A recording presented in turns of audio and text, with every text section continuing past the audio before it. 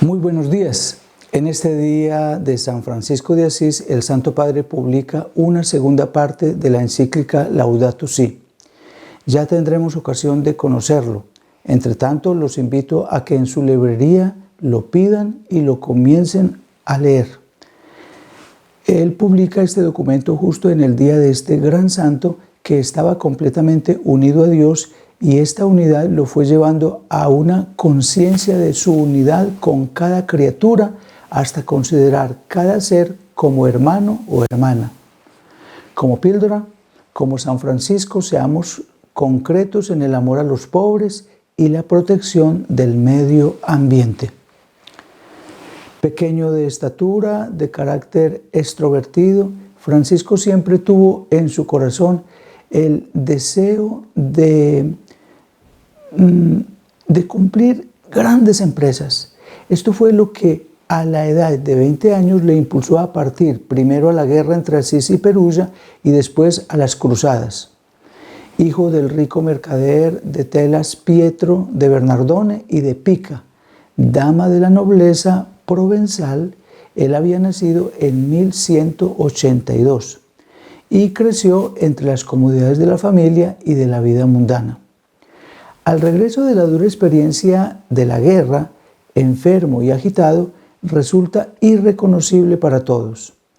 Algo había marcado profundamente su ánimo, algo distinto a la experiencia del conflicto. Nunca olvidaría las palabras oídas en sueños en Spoleto. ¿Por qué te empeñas en buscar al siervo en lugar del Señor?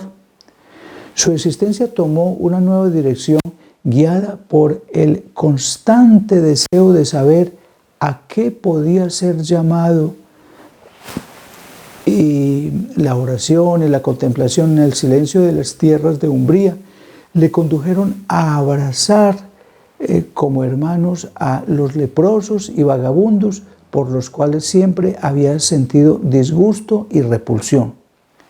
La voz que oyó en Spoleto irrumpió en el silencio de la oración delante de un crucifijo bizantino en la iglesia abandonada de San Damián. La frase que escuchó él fue: Francisco, ve y repara mi iglesia, que como ves está en ruinas. Estas palabras, primero entendidas como una llamada a reconstruir piedra por piedra los escombros de esa capilla, a lo largo de los años le desvelaron al joven su significado pleno. Había sido llamado a cosas grandes, renovar el espíritu de obediencia en la iglesia, que pasaba por un periodo de divisiones y herejías. La alegría incontenible que siente al ser amado y llamado por el Padre acrecentó en el joven el deseo de vivir de la providencia, y en obsequio al Evangelio decide ceder todos sus bienes a los pobres.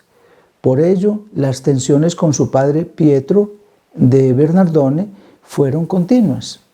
Este lo denunció públicamente y Francisco manifestó entonces su deseo íntimo de esposar a la señora pobreza, despojándose de sus vestidos delante del obispo Guido y delante de toda la población, entregándole así todo lo que pudo recoger junto con sus vestidos a su papá. Y en ese momento dijo: no más Padre Bernardone, sino Padre nuestro que estás en el cielo. A Francisco se unieron numerosos compañeros que, como él, deseaban vivir el Evangelio al pie de la letra, en pobreza, castidad y obediencia. En el año 1209, el primer núcleo de los hermanos se dirigió a Roma para hablar con el Papa Inocencio III, que, impresionado por aquel joven de pequeña estatura y ojos ardientes, aprobó la regla, después confirmada definitivamente en 1223 por Honorio III.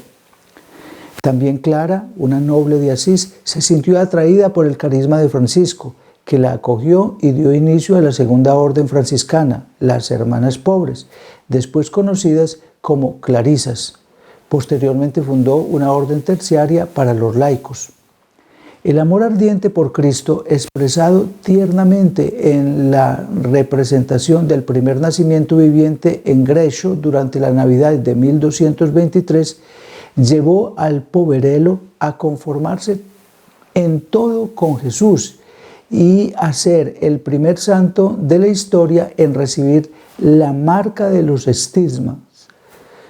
Juglar de Dios, fue testimonio vivo de la alegría de la fe, acercando al Evangelio a los creyentes y captando incluso la atención del sultán, que lo acogió con honores en Tierra Santa. La vida de Francisco fue una constante alabanza al Creador. El Cántico del Hermano Sol, primera obra maestra de la literatura italiana, escrito cuando todavía estaba postrado por la enfermedad, es la expresión de la libertad de un alma reconciliada en Cristo. La tarde del 3 de octubre de 1226, cuando la hermana muerte lo viene a visitar, sale al encuentro de Jesús con alegría. Muere así a los 44 años sobre la tierra desnuda de la Porciúncula, lugar en el que recibió como don la indulgencia del perdón. 2 años después fue canonizado. El espíritu de Francisco sigue inspirando a tantos en la obediencia de la Iglesia, en la construcción del diálogo entre todos, en la verdad, en la caridad y en el cuidado de la creación. Y este santo es el que ha inspirado al Papa Francisco para que él tome ese nombre también y él se ponga en la tarea de renovación de la Iglesia. Por eso hoy tengamos un pensamiento particular por el Santo Padre Francisco.